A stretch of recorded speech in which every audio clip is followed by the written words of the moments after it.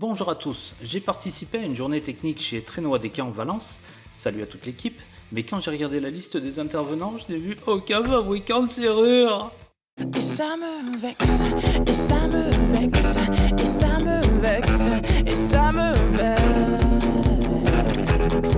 C'est pas trop grave dans la mesure où il y avait une machine à glace italienne, et surtout car j'ai rencontré Didier sur le stand Ferd, qui m'a montré leur tout nouveau produit fait pour réduire les cylindres en miettes. On revenait tout à coup bien dans mon thème. Démonstration.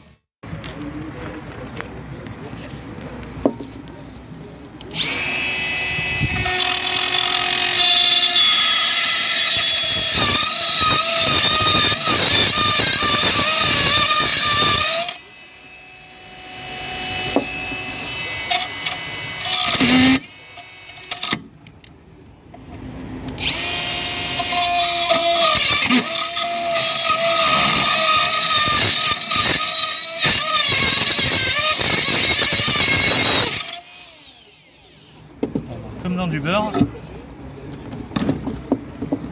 Après ça, c'est la technique que beaucoup utilisent. Moi justement, pour pas me retrouver bloqué comme ça vient de m'arriver, je préfère faire comme ça. Vraiment faire un gros dégagement dans le stator.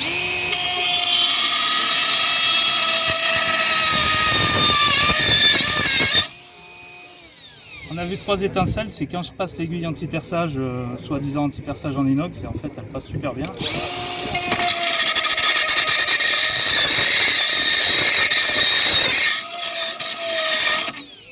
Ma technique habituelle, c'est de faire vraiment un trou oblong, ça permet de bien dégager le goupillage, c'est pas beaucoup plus long à faire, ça permet surtout de ne pas coincer l'outil, et le fait d'avoir de la coupe sur le bord de l'outil, ça va permettre de charioter et vraiment faire ce qu'on veut.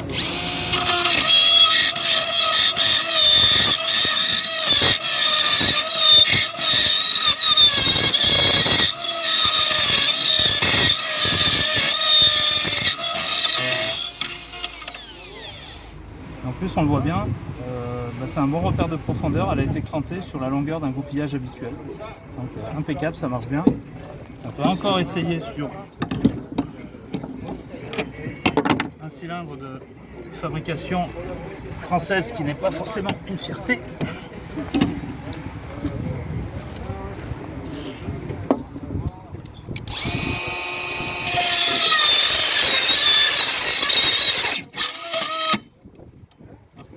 Là je provoque du blocage exprès parce que sur une fraise de mauvaise qualité, quand on va bloquer comme ça, elle va casser. Ou si c'est une tête rapportée, elle va se dessouder. Alors que là, bon, elle encaisse quand même. À 20 000 tours minute, elle se bloque comme ça, elle ne casse pas. Donc,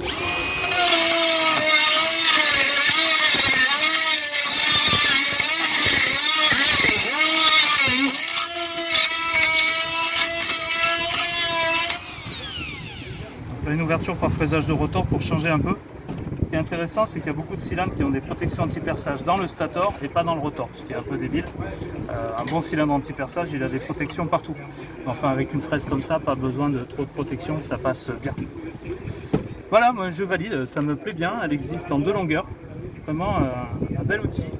Donc on a une partie coupante monobloc en carbure de tungstène et un crantage très très fin, mais qui est très efficace et qui dégage super bien. Donc c'est vraiment un bel outil à essayer sur le long terme, à essayer sur pas mal d'ouvertures, mais je survalide. Merci. Comme vous le voyez, j'ai bien aimé cette démo, d'autant que je l'ai faite en conditions réelles avec ma propre meuleuse et 2 vieux cylindres qui traînaient dans mon véhicule. Les nouveautés sont très rares dans ce domaine et cette fraise en carbure monobloc est géniale car elle a un super taillant frontal qui permet de s'enfoncer dans les cylindres comme dans du beurre passé au micro-ondes et la denture latérale est fine tout en restant très efficiente et la gouche du hélicoïdal permet de dégager efficacement tout ce qu'on pulvérise de ces malheureux cylindres. Sachez qu'il existe en 2 longueurs et même en version que de 6 et taillante 4 pour un travail chirurgical. Sinon, Ferd est un fabricant allemand bien connu de consommables et je vous avais déjà parlé de leur super disque Silastic dans la vidéo du lien là juste au-dessus. Voilà, j'espère que vous la trouverez au plus vite chez vos fournisseurs, sinon demandez-la et on pourra en rediscuter après vos essais sur les forums, le groupe Facebook, les coms sous la vidéo ou devant une bonne glace italienne. A bientôt!